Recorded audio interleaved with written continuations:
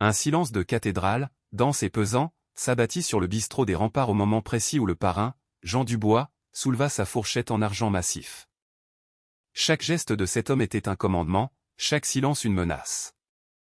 Jean Dubois, un homme dont la froideur était légendaire, une figure intouchable qui tenait la région entière dans le creux de sa main burinée, s'apprêtait à prendre sa première bouchée. L'air semblait se figer, les serveurs retenaient leur souffle, ses lieutenants observaient la scène avec une déférence quasi religieuse.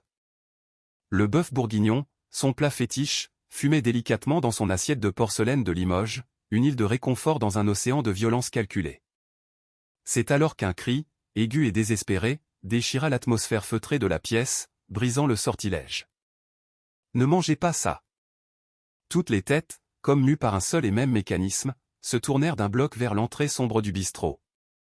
Une petite fille se tenait là, sur le seuil, une silhouette menue et grelottante, presque éthérée sous la lumière crue du vestibule. Ses vêtements modestes, une robe d'été délavée et un gilet trop grand, étaient trempés par la pluie battante qui s'acharnait sur les pavés de la ruelle. Ses cheveux bruns, collés à son crâne, formaient un écheveau sauvage et sombre d'où s'échappaient des gouttes d'eau qui traçaient des sillons sur ses joues rougies par le froid mordant du dehors. Mais c'étaient ses yeux immenses et sombres qui capturèrent l'attention de toute la salle. Ils brillaient d'une terreur pure, absolue, une terreur qui n'était pas celle d'une enfant effrayée par l'orage, mais celle de quelqu'un qui a regardé la mort en face. Elle avança, ses pas incertains sur le tapis perçant, titubant, manquant de trébucher sur ses propres pieds chaussés de baskets usées jusqu'à la corde. Chaque pas semblait lui coûter un effort surhumain, mais elle avançait, propulsée par une urgence qui transcendait sa propre peur. « S'il vous plaît » halta-t-elle, sa voix à peine un murmure, mais portant dans le silence total de la pièce. Son petit doigt, fin et blême, se pointa avec une détermination farouche vers l'assiette de porcelaine fine. « Ne le mangez pas, je vous en supplie. » Instantanément, comme des prédateurs sentant une menace, les hommes de main de Dubois, dispersés à des tables stratégiques pour former un périmètre de sécurité infranchissable, portèrent la main à leurs armes dissimulées sous leurs vestons impeccablement coupés. Leurs visages, habituellement impassibles, se durcirent, leurs yeux se plissèrent, analysant cette anomalie, cette variable impossible dans leur équation de contrôle total. Quelques clients privilégiés, des notables de la région venus faire allégeance, les seuls autorisés à partager l'espace du parrain ce soir-là, se baissèrent instinctivement, cherchant la protection illusoire d'une table en acajou. Le visage blême, personne n'osait parler, personne n'osait même respirer. Mais le parrain, d'un simple geste de la main, d'un lent mouvement de son poignet qui semblait commandé aux lois mêmes de la physique, arrêta tout le monde. Un geste calme et impérieux qui figea la scène comme une photographie macabre. Sa fourchette restait suspendue en l'air, à quelques centimètres du morceau de viande tendre. « Pourquoi » demanda-t-il, sa voix basse, un grondement dangereux qui semblait faire vibrer l'air et les verres en cristal sur les tables. C'était une voix habituée à ne jamais être répétée, une voix qui scellait des destins.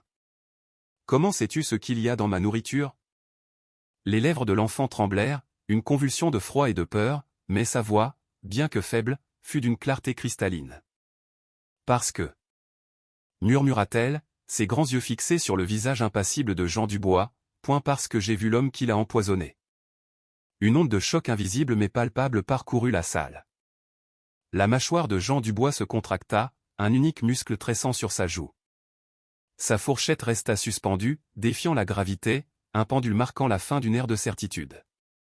Ces hommes échangèrent des regards lourds de sens, des communications silencieuses perfectionnées par des années de violence partagée. Personne n'osait plus respirer. Puis, la petite fille ajouta quelque chose, une phrase murmurée qui glaça le sang du parrain lui-même, cet homme que l'on disait né sans cœur. Il a essayé de m'empoisonner moi aussi. Hier. À cet instant précis, l'homme le plus redouté de la région comprit. Il comprit que ce n'était pas une simple tentative de meurtre, une vulgaire attaque d'un rival. C'était un message, un avertissement complexe, une pièce de théâtre macabre dont il était le spectateur principal. Et la clé de toute l'énigme, la messagère inattendue du destin, se tenait juste devant lui, pieds nus dans des chaussures trouées, tremblante et pourtant solide comme un roc. Le bistrot des remparts était le genre d'endroit où les accords se concluaient à voix basse et où les dettes de sang se réglaient autour d'un verre de vin millésimé. L'établissement était niché à l'angle de la rue Gambetta et de l'impasse des Lilas, ses vitres teintées de noir le protégeant des regards indiscrets du commun des mortels. Son entrée était gardée par des hommes qui ne posaient aucune question et n'accordaient aucune pitié. Depuis 20 ans, c'était le royaume de Jean Dubois, sa salle à manger privée, son confessionnal, où il menait des affaires qui ne faisaient jamais la une des journaux locaux, mais qui en dictaient les coulisses. Ce soir aurait dû être différent. Ce soir aurait dû être une célébration. Jean venait de conclure le plus gros contrat d'armes de sa carrière. Une cargaison valant plusieurs millions, transitant par le port voisin. Assez de puissance de feu pour armer une petite révolution, assez de profit pour asseoir sa domination pour la décennie à venir. Son organisation s'étendait sur de nouveaux territoires, évinçant les familles rivales devenues faibles et complaisantes. À 63 ans, alors que la plupart des hommes de son âge songeaient à une retraite paisible, Jean Dubois bâtissait un empire, pierre par pierre, cadavre par cadavre. La salle à manger reflétait son succès brutal. Des lustres en cristal de Bohême projetaient une lumière chaude et flatteuse sur des tables en acajou massif. Les murs étaient ornés de tableaux de maîtres, des natures mortes et des scènes de chasse qui valaient plus que la plupart des maisons de la région. Des serveurs en chemise blanche impeccable se déplaçaient comme des fantômes silencieux entre les tables, servant des plats préparés par un chef qui avait autrefois cuisiné pour la royauté européenne avant qu'un scandale ne le pousse à chercher la protection discrète d'un homme comme Dubois. Mais dans le monde de Jean, le succès avait un prix, payé en paranoïa. Chaque poignée de main était une trahison potentielle. Chaque repas pouvait être le dernier. La confiance était un luxe qu'il ne pouvait s'offrir, une monnaie qu'il avait cessé d'accepter. C'était la raison pour laquelle sa nourriture était toujours goûtée par quelqu'un d'autre en premier. La raison pour laquelle ses gardes du corps inspectaient chaque pièce avant son entrée. La raison pour laquelle il avait survécu si longtemps dans un milieu où la plupart des hommes mouraient jeunes et violemment. Ce soir, cependant, enivré par son triomphe, ses précautions habituelles avaient été subtilement assouplies. Le bistrot était fermé au public. Ses lieutenants les plus fidèles l'entouraient. Le chef travaillait pour sa famille depuis 15 ans. Tout semblait parfaitement, dangereusement, sécurisé. Jean était assis à sa table habituelle, au centre de la salle, une position stratégique qui lui permettait de voir chaque entrée et chaque sortie. À sa droite était assis Pierre Leclerc, son bras droit et plus vieil ami, un homme dont le visage ridé portait la carte de toute leur bataille commune. À sa gauche, Henri Moreau, son homme de main, un colosse silencieux dont les mains larges et calleuses avaient mis fin à plus de vie que le cancer. En face de lui se trouvait son comptable, un petit homme nerveux nommé Stéphane Gauthier, un génie des chiffres qui gérait les opérations complexes de blanchiment d'argent. La conversation coulait aussi fluidement que le vin de Bordeaux qui remplissait leurs verres. Ils discutaient de plans d'expansion, de conflits territoriaux et de la regrettable mais nécessaire élimination de certains concurrents. Les affaires, en d'autres termes, le genre d'affaires qui avait fait de Jean Dubois l'homme le plus puissant et le plus craint de la région. Le serveur s'approcha avec un silence exercé, déposant le plat préféré de Jean, un bœuf bourguignon mijoté pendant des heures, accompagné d'un gratin dauphinois dont la croûte dorée promettait un délice crémeux. La viande se détachait à la simple pression de la fourchette, la sauce riche et aromatique embaumait l'air. C'était un plat réconfortant, celui que sa mère lui préparait avant que la maladie ne l'emporte. Même les tueurs avaient leur faiblesse, leur Madeleine de Proust. Jean ramassa sa fourchette, l'argenterie brillant sous la lumière du lustre. C'était son rituel, son moment de paix avant de retourner à la violence qui définissait son monde. Il approcha la fourchette de la viande tendre, savourant l'anticipation, le goût déjà sur sa langue. Et c'est là que tout bascula. La voix de la petite fille brisa l'atmosphère soigneusement construite comme une balle de fusil à travers une vitre. Les protocoles de sécurité perfectionnés pendant des décennies s'effondrèrent en un instant. Des hommes qui avaient affronté des gangs rivaux et des descentes de police se retrouvèrent soudainement désemparés, ne sachant comment réagir face à une enfant. Mais Jean, lui, resta parfaitement immobile. Ses yeux sombres, des éclats d'obsidienne, étudiaient la fillette avec l'intensité d'un prédateur évaluant une proie inconnue. Elle ne pouvait avoir plus de 8 ans, peut-être 9 tout au plus. Ses vêtements étaient plusieurs tailles trop grands, flottant sur sa silhouette maigre comme le costume d'un épouvantail. Ses baskets avaient des trous béants et ses chaussettes, si elle en avait, étaient invisibles. Ce qui le frappa le plus, cependant, n'était pas sa pauvreté. Il avait vu beaucoup d'enfants pauvres dans son quartier en grandissant. Il en avait été un. C'était l'intelligence vive qui brûlait dans ses yeux. Malgré sa peur évidente, malgré la façon dont tout son corps tremblait, il y avait quelque chose de vif et de calculateur dans son regard. Elle n'était pas seulement effrayée. Elle était désespérée, mais elle réfléchissait. Tu as vu qui a empoisonné ma nourriture? Dit Jean, sa voix à peine plus qu'un murmure, forçant toute la salle à se pencher pour l'entendre. Dis-moi son nom. Les yeux de la fillette balayèrent la pièce, examinant les visages des hommes dangereux qui la fixaient comme si elle était soit un miracle, soit une menace. Je ne connais pas son nom, dit-elle, sa voix petite mais ferme. Mais je sais à quoi il ressemble. Et je sais pourquoi il l'a fait. Pierre Leclerc s'agita sur sa chaise, sa main se déplaçant instinctivement vers l'arme dissimulée sous sa veste. Patron, ça pourrait être un piège. Quelqu'un l'a peut-être envoyé ici pour « Tais-toi », dit Jean sans quitter la fillette des yeux. Son autorité était absolue. Laisse-la parler. La fillette fit un pas tremblant en avant. L'eau de ses vêtements trempés gouttait sur le tapis perçant coûteux, chaque goutte un reproche silencieux à l'opulence de la pièce. Il est grand, dit-elle, sa voix gagnant en assurance. Peut-être 1,80 m. Cheveux bruns, mais qui grisonnent sur les côtés. Il a une cicatrice sur la main gauche, juste ici. Elle montra l'espace charnu entre son pouce et son index. Le sang de Jean se glaça. Il connaissait cette cicatrice. Il l'avait infligée lui-même, il y a 20 ans, avec le goulot d'une bouteille cassée lors d'une dispute de territoire. À quelqu'un qui était censé être mort et enterré. Quoi d'autre? Exigea-t-il, sa voix plus tranchante maintenant, vibrante d'une urgence nouvelle. Il porte des costumes chers, mais ils ne lui vont pas bien. Comme s'il les avait achetés trop grands exprès, pour cacher quelque chose. Et il a ce tic avec ses mains. Il n'arrête pas de frotter ses doigts l'un contre l'autre quand il est nerveux. Chaque détail était d'une précision chirurgicale. Absolument chaque détail. L'homme qu'elle décrivait était Michel Bertrand, son ancien partenaire, son ancien ami, et selon les registres officiels, un cadavre reposant au cimetière de la Sainte Vierge depuis 15 ans. Mais si Michel était en vie, s'il était ici, dans la région, alors tout ce que Jean pensait savoir de son monde était un mensonge. Chaque alliance, chaque traité de paix, chaque trêve soigneusement négociée reposait sur une fondation de sable. Et si Michel agissait contre lui maintenant, après toutes ces années de silence, cela signifiait que quelqu'un avait planifié cela depuis très, très longtemps. La fillette continua, ignorant totalement qu'elle venait de réécrire les règles d'un jeu mortel dont elle ne connaissait même pas l'existence. Il est venu là où je dormais hier, sous le pont près de l'ancienne usine. Il avait de la nourriture, un sandwich. Il a dit qu'il voulait m'aider, mais j'ai vu mettre quelque chose dedans quand il pensait que je ne regardais pas. La même petite fiole qu'il a utilisée ce soir dans les cuisines. L'esprit de Jean tournait à plein régime, les rouages huilés par des décennies de paranoïa. Pourquoi Michel Bertrand essaierait-il d'empoisonner une enfant sans abri? Quel but cela pouvait-il servir? Sauf si ce n'était pas à propos de la fille du tout. Sauf si elle n'avait été qu'un essai, un test à blanc, un moyen de s'assurer que le poison fonctionnait, qu'il était indétectable, avant de l'utiliser sur la vraie cible. Les implications frappèrent Jean comme un train de marchandises. Si Michel Bertrand était en vie, alors le coup montait, la fusillade soigneusement orchestrée qui était censée avoir mis fin à sa vie n'avait été que du théâtre. Quelqu'un l'avait aidé à simuler sa mort.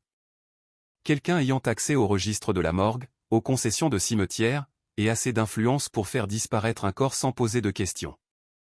Ce genre d'opération nécessitait des ressources et des relations qui allaient bien au-delà des criminels de rue. Henri Moreau se pencha en avant, les jointures de ses mains balafrées devenant blanches alors qu'il agrippait le bord de la table. Patron, si c'est vraiment Michel, alors on a un sérieux problème. La moitié des territoires que nous contrôlons lui appartenait. S'il a planifié un retour, j'ai dit, tais-toi. Aboya Jean. Mais son esprit avait déjà 3 coups d'avance. Michel connaissait ses habitudes, ses bistrots préférés, ses protocoles de sécurité. Plus important encore, Michel connaissait ses faiblesses. Ils avaient grandi ensemble dans le même quartier misérable, appris le métier des mêmes mentors, partagé des secrets qui pourraient détruire leurs 2 empires. La fillette se décala nerveusement, l'eau continuant de goûter de ses vêtements sur le tapis. Il y a autre chose, dit-elle, sa voix à peine audible. Quand il mettait le produit dans ma nourriture, il parlait à quelqu'un au téléphone. Il a dit quelque chose comme « Assure-toi que le vieux sera au bistrot des Remparts ce soir ». Il a dit que le timing devait être parfait. Le sang de Jean se transforma en glace. Le vieux. C'est comme ça que Michel l'appelait pendant leur partenariat, même s'ils n'avaient que 5 ans d'écart. C'était une blague à l'époque, un signe d'affection un peu rude entre frères d'armes. Maintenant, c'était comme un couteau qu'on tournait dans sa poitrine. Mais quelque chose d'autre le dérangeait encore plus. Comment Michel avait-il su qu'il serait ici ce soir? Ce dîner n'avait été organisé que la veille. Une célébration de dernière minute pour le contrat d'armes. La liste des invités était restreinte au cercle le plus intime. Le lieu choisi pour sa sécurité et son intimité. Quelqu'un de l'intérieur, quelqu'un assis à cette table, avait transmis l'information à Michel. Le regard de Jean balaya les visages de ses associés les plus fidèles. Pierre, qui était à ses côtés depuis 25 ans. Henri, qui avait pris des balles pour lui à 3 reprises.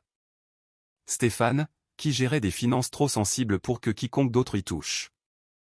L'un d'eux était un traître. Ou peut-être tous. La fille toussa, un son rauque et humide qui résonna dans le bistrot silencieux. Elle tombait malade à vue d'œil, sa peau pâle et moite à cause de la pluie froide, mais elle restait debout, les yeux fixés sur Jean avec une intensité qui lui rappelait sa propre jeunesse. Affamée, désespérée, mais n'ayant pas peur de se battre pour sa survie. « Comment t'appelles-tu » demanda-t-il, sa voix s'adoucissant imperceptiblement. « Chloé, répondit-elle. Chloé Martin. Depuis combien de temps vis-tu dans la rue, Chloé ? Son menton se leva avec une fierté qui transcendait sa situation misérable. 2 mois. Depuis que maman est morte. Jean sentit quelque chose se tordre dans sa poitrine, une émotion qu'il pensait morte et enterrée avec son humanité des années auparavant. Cet enfant avait tout perdu. Avait été abandonnée par un système censé la protéger. Pourtant, elle avait risqué sa vie pour sauver la sienne. Un parfait inconnu, un homme qui représentait tout ce qui n'allait pas dans le monde où elle essayait de survivre. « Pourquoi » demanda-t-il. « Pourquoi m'avertir ? Tu ne me connais pas. Tu ne me dois rien. » Les yeux de Chloé s'emplirent de larmes, mais sa voix resta ferme. « Parce que personne ne mérite de mourir comme ça. Effrayée et seule, sans savoir ce qui se passe. Ma maman est morte à l'hôpital, et ils ne m'ont même pas laissé la voir à la fin, parce que je n'avais pas les bons papiers. Je ne veux pas que quelqu'un d'autre ait aussi peur. » La salle resta figée dans un silence stupéfait. Voilà une enfant qui avait toutes les raisons de haïr le monde, de laisser les puissants se détruire entre eux pendant qu'elle se concentrait sur sa propre survie. Au lieu de cela, elle avait choisi la compassion plutôt que la vengeance, la miséricorde plutôt que la justice. C'était une leçon qui le toucha plus profondément que n'importe quelle lame qu'il ait jamais affrontée. Pierre s'éclaircit nerveusement la gorge. « Patron, nous devons bouger. » Si Michel joue sa carte ce soir, alors, il l'a déjà jouée, l'interrompit Jean. Il repoussa l'assiette intacte. La nourriture empoisonnée semblait soudain aussi dangereuse qu'une arme chargée. La question est de savoir jusqu'où cela va. Combien de personnes étaient au courant du dîner de ce soir ? Combien avaient accès à la cuisine ? Combien savaient exactement quand je prendrais ma première bouchée ? Les questions flottaient dans l'air comme la fumée d'un bûcher funéraire. La confiance, le fondement sur lequel toute organisation criminelle était bâtie, avait été brisé en quelques minutes. Et la personne qui lui avait sauvé la vie n'était pas l'un de ses loyaux soldats ou son équipe de sécurité soigneusement sélectionnée. C'était une enfant sans abri qui n'avait rien à gagner et tout à perdre. Stéphane le comptable prit la parole pour la première fois, la voix tremblante.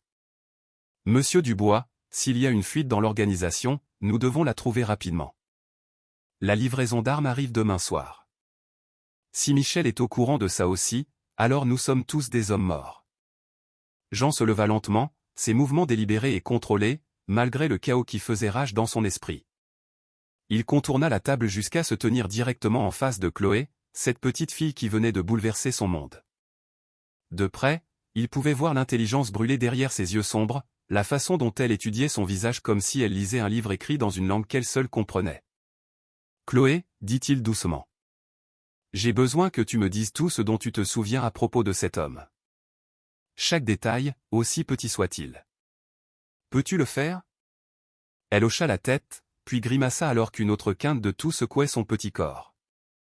Il avait une mallette avec lui, en cuir noir avec des coins dorés. Et il n'arrêtait pas de regarder sa montre, une de ces montres de luxe qui vous donnent l'heure dans différents pays. La mâchoire de Jean se serra. La montre était une Patek Philippe faite sur mesure, l'une des 12 jamais produites. Michel l'avait achetée pendant leur année la plus faste, à l'époque où il contrôlait la moitié du front de mer et où l'argent coulait à flot. Jean le savait, parce qu'il l'avait aidé à la choisir.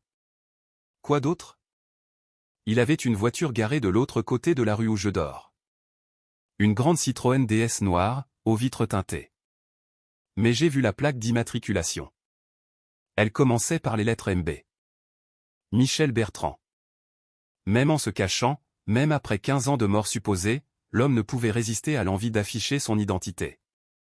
C'était du Michel tout craché, arrogant, théâtral, convaincu de sa propre invincibilité. Certaines choses ne changeaient jamais. Mais d'autres avaient changé. Le Michel dont Jean se souvenait était impulsif, mu par l'émotion plutôt que par la stratégie. Cette nouvelle version était patiente, méthodique, prête à attendre 15 ans pour le moment parfait pour frapper. Ce genre de transformation ne se produisait pas de manière isolée. Quelqu'un lui avait appris, l'avait guidé, l'avait aidé à devenir un ennemi plus dangereux qu'il ne l'avait jamais été en tant qu'ami. Les pièces d'une conspiration massive commençaient à se mettre en place, et Jean réalisa que la tentative d'assassinat de ce soir n'était que le premier coup d'un jeu beaucoup plus vaste. Un jeu où les enjeux n'étaient pas seulement le territoire ou l'argent, mais la survie même de tout ce qu'il avait construit. Et la seule personne qui pouvait l'aider à naviguer dans ce labyrinthe mortel était une fillette de 9 ans qui dormait sous les ponts et survivait avec les restes que des étrangers partageaient parfois. L'ironie aurait été amusante si elle n'avait pas été si terrifiante. Jean s'agenouilla jusqu'à être au niveau des yeux de Chloé, son costume coûteux se plissant alors qu'il s'abaissait sur le sol humide. Le geste provoqua des ondes de choc parmi ces hommes. Aucun d'eux n'avait jamais vu leur patron montrer une telle vulnérabilité, une telle humanité. Mais quelque chose chez cet enfant avait fissuré l'armure qu'il avait bâtie au fil de décennies de violence et de trahison. « Chloé, dit-il, sa voix plus douce qu'elle ne l'avait été depuis des années. Tu es en sécurité maintenant. Personne ne te fera de mal. Mais j'ai besoin de ton aide pour m'assurer que personne d'autre ne soit blessé. » La fille hocha la tête, bien que tout son corps continuât de trembler, que ce soit de froid, de peur ou des deux, Jean ne pouvait le dire.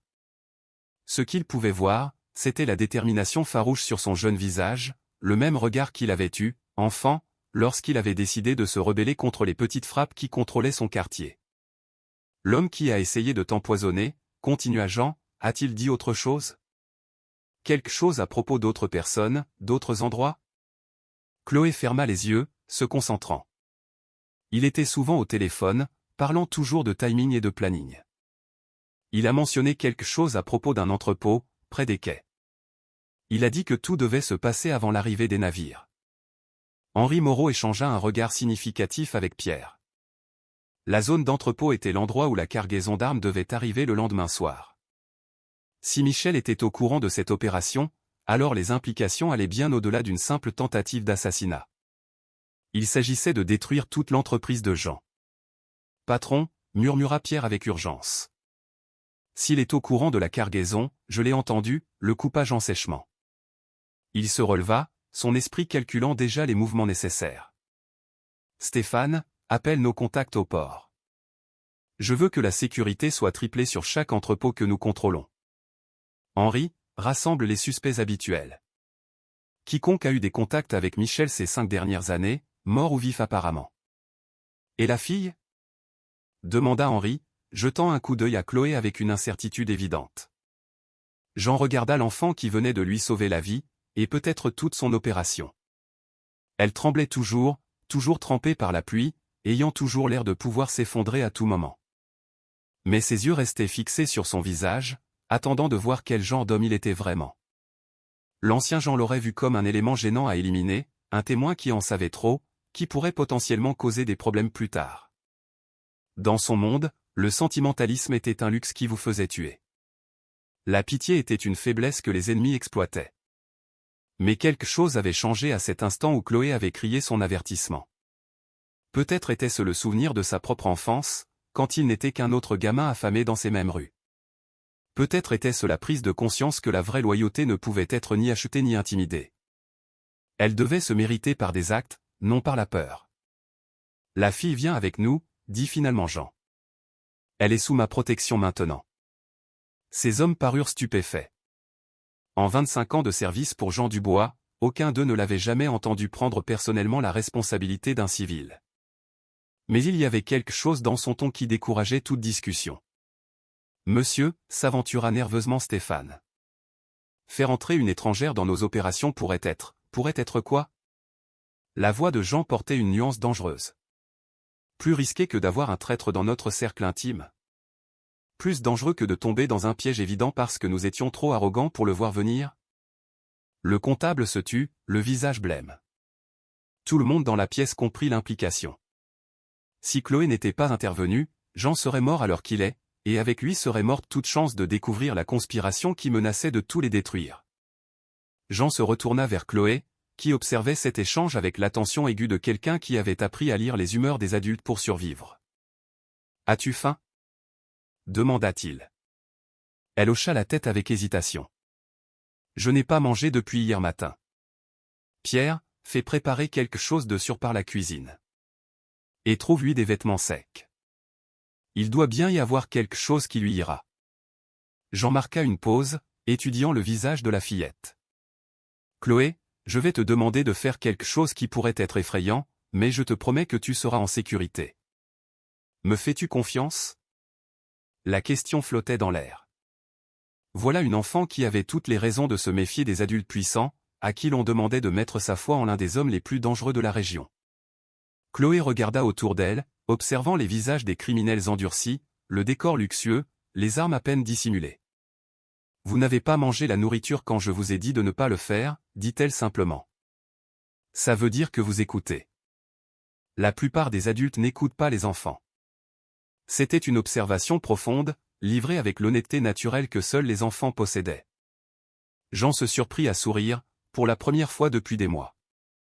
Pas le sourire froid et calculateur qu'il utilisait en réunion, mais quelque chose de sincère, presque de chaleureux. « Tu as raison, dit-il. La plupart d'entre nous oublient comment écouter. Mais tu viens de me rappeler pourquoi c'est important. » Chloé hocha la tête solennellement. « Que voulez-vous que je fasse ?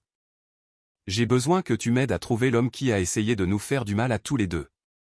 Tu es la seule personne à l'avoir vu récemment, qui sait à quoi il ressemble maintenant. Mais cela signifie aller dans des endroits qui pourraient être dangereux, voir des choses qui pourraient être effrayantes. Je m'assurerai que tu sois protégé, mais je ne peux pas promettre que ce sera facile. » La fillette réfléchit un long moment. Autour d'elle, des criminels aguerris attendaient la décision d'une enfant de 9 ans qui avait plus de courage dans son petit corps que la plupart d'entre eux n'en avaient jamais eu. « L'attraperez-vous » demanda-t-elle. « Oui. » Vous assurez-vous qu'il ne puisse pas faire de mal à d'autres enfants ? Oui. Alors, je vous aiderai. La simplicité de son code moral ridiculisait les machinations complexes du monde de Jean. Pour Chloé, le choix était clair, empêcher les méchants de faire du mal aux innocents. Tout le reste n'était que détail. Henri s'éclaircit la gorge. « Patron, nous devrions bouger bientôt.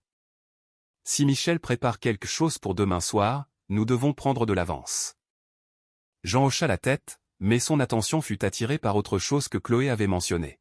« Tu as dit que l'homme regardait toujours sa montre, chronométrant tout parfaitement. Cela suggère qu'il se coordonne avec quelqu'un d'autre. Plusieurs personnes, probablement. » Il n'arrêtait pas de dire des choses comme face de derrière, ajouta Chloé, serviable, comme si tout était planifié à l'avance. Les pièces s'emboîtaient avec une clarté terrifiante. Ce n'était pas seulement Michel Bertrand revenant d'entre les morts pour régler de vieux comptes.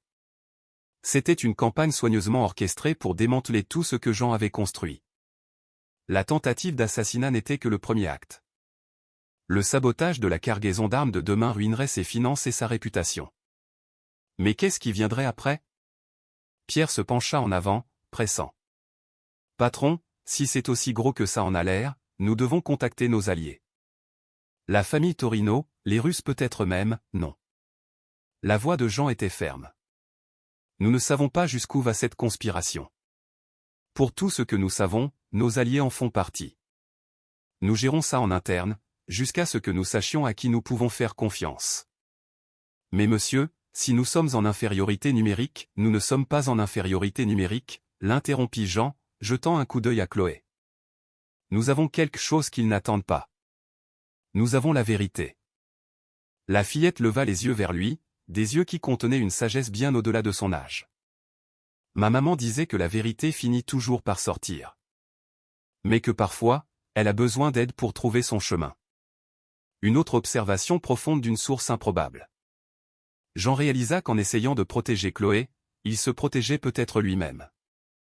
Sa perspective innocente traversait des années de paranoïa et de méfiance, l'aidant à voir des schémas qu'il avait été trop proche pour remarquer.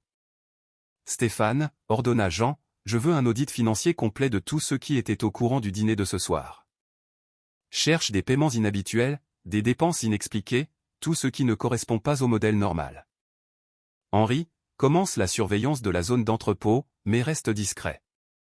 Je ne veux pas les pousser à changer leur plan. Pierre, contacte tes sources à la police. Vois s'il y a eu des demandes inhabituelles sur nos opérations récemment. Quelqu'un a nourri Michel en informations, et je veux savoir qui. Ces hommes se dispersèrent pour exécuter ses ordres, laissant Jean seul avec Chloé dans l'élégante salle à manger qui avait failli devenir son tombeau. L'assiette empoisonnée reposait intacte sur la table, un rappel de la façon dont il avait frôlé la mort. « Monsieur Dubois » dit doucement Chloé. « Je peux vous demander quelque chose ?»« Bien sûr. Pourquoi êtes-vous si gentil avec moi ? La plupart des gens qui ont des bistrots chics et des costumes chers, ils n'aiment pas les enfants comme moi.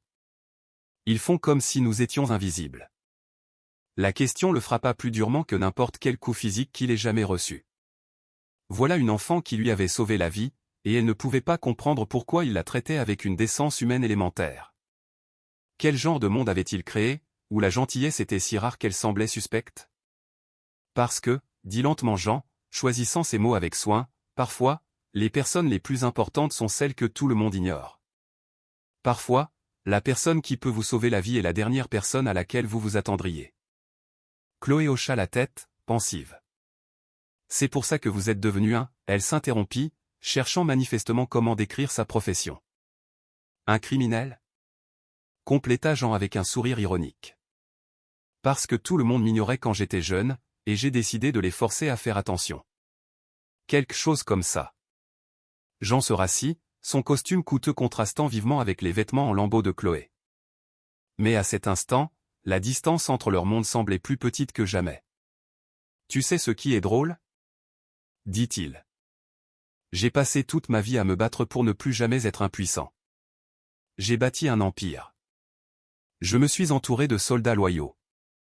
J'ai accumulé assez de richesses et d'influence pour me protéger de n'importe qui. Mais ce soir, tout cela a failli me faire tuer. Et la personne qui m'a réellement sauvé était quelqu'un sans aucun pouvoir. Juste du courage. Chloé sourit, pour la première fois depuis son entrée dans le bistrot. Ma maman disait que le courage, ce n'est pas de ne pas avoir peur. C'est de faire ce qui est juste, même quand on a peur. Ta mère avait l'air d'être une femme sage. Elle l'était. Elle vous aurait bien aimé, je crois. Elle disait toujours que les gens ne sont pas vraiment bons ou mauvais. Ce sont juste des gens, et les gens peuvent changer.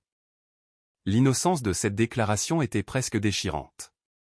Voilà une enfant qui avait tout perdu, qui avait été abandonnée par tous les systèmes conçus pour la protéger, et qui croyait toujours en la bonté fondamentale de l'humanité. C'était une foi que Jean avait perdue des décennies auparavant, écrasée sous le poids de la trahison et de la violence. Mais en regardant dans les yeux de Chloé, il ressentit quelque chose qu'il n'avait pas éprouvé depuis des années. L'espoir. Pas pour le pouvoir, la richesse ou la vengeance, mais pour la rédemption. Pour la possibilité que même quelqu'un comme lui puisse choisir un chemin différent. Le moment fut interrompu par le retour précipité de Pierre. Son visage était sombre. Il tenait un téléphone à la main. « Patron » dit-il avec urgence. « On a un problème. Je viens d'avoir notre contact au port. 3 de nos gardes d'entrepôt ne se sont pas présentés pour leur service ce soir. Et il y a eu une activité inhabituelle autour du quai 17. Des véhicules qui entrent et sortent, des gens qui n'ont rien à y faire. » Jean se leva immédiatement, son esprit repassant en mode tactique. Michel agit plus vite que prévu. Il n'attend pas demain soir. Il y a plus, continua Pierre. Les gardes qui ne se sont pas présentés, leur famille ne les trouve pas non plus. On dirait qu'ils ont été enlevés. Les implications étaient glaçantes. Michel ne prévoyait pas seulement de saboter la cargaison d'armes. Il éliminait quiconque pourrait interférer. Les gardes disparus étaient soit morts, soit retenus pour assurer leur silence. Quoi qu'il en soit, cela signifiait que la conspiration entrait dans sa phase suivante, bien plus sanglante. Chloé tira sur la veste de Jean. « L'homme que j'ai vu, dit-elle avec urgence. » Quand il était au téléphone, il n'arrêtait pas de parler de faire le ménage avant le grand final. C'est peut-être ce qu'il voulait dire. Se débarrasser des gens qui pourraient causer des problèmes. Jean s'agenouilla de nouveau à côté d'elle. « Chloé, j'ai besoin que tu réfléchisses très attentivement. L'as-tu entendu mentionner des noms spécifiques, des endroits autres que l'entrepôt ?» Elle ferma les yeux, se concentrant intensément. Il a dit quelque chose sur les gens de Dubois au dock. Et il a mentionné un nom Nicolas quelque chose. Nicolas le poisson, peut-être. Le sang de Jean se glaça. Nicolas Fournier, connu sous le nom de Nicolas le poisson, était l'un de ses superviseurs de quai les plus fiables. Si Michel avait atteint Nicolas, alors toute l'opération portuaire était compromise. Pierre, envoie tous les hommes disponibles aux entrepôts. Mais allez-y discrètement. Je ne veux pas déclencher une guerre au milieu de la nuit. Henri, découvre ce qui est arrivé à Nicolas Fournier. Et Stéphane, commence à liquider nos comptes d'urgence. Si ça tourne mal, nous aurons besoin d'argent propre pour disparaître. Ces hommes agirent avec une précision militaire, des années d'entraînement prenant le dessus dans la crise. Mais Jean restait concentré sur Chloé, cet allié improbable qui s'était déjà révélé plus précieux que la plupart de ses informateurs payés. « Qu'est-ce qui se passe maintenant ?» demanda-t-elle, sa petite voix tranchant avec l'urgence de la situation. « Maintenant, » dit Jean d'un air sombre, en posant une main protectrice sur son épaule, « maintenant, on part à la chasse. » Ce qui avait commencé comme un simple dîner de célébration était devenu une nuit qui allait tout changer. Chloé Martin, une sans-abri de 9 ans qui n'avait rien à perdre, avait sauvé la vie d'un des hommes les plus dangereux de la région. Mais plus que cela, elle avait révélé une conspiration plus profonde que quiconque ne l'imaginait. Michel Bertrand, supposément mort depuis 15 ans, orchestrait la chute de l'empire de son ancien partenaire. Et la clé pour tout démêler venait de la source la plus inattendue, une enfant qui avait choisi le courage plutôt que le silence, la compassion plutôt que la survie. Parfois, les personnes que nous ignorons sont celles qui détiennent le pouvoir de nous sauver. Parfois, la sagesse vient des voix les plus innocentes.